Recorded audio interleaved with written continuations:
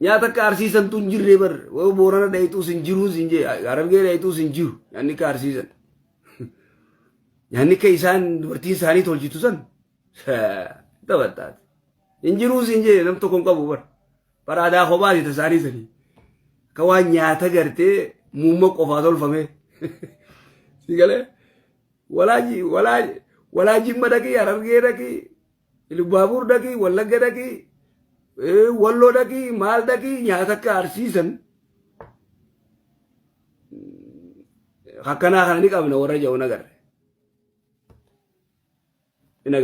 lanna'u maaliif naa waan achi irraa achi qabnu hin jiru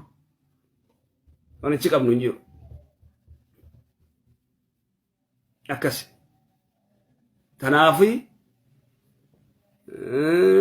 yaa warri gartee gariin dubbii gartee nyaataa san khatarun adiim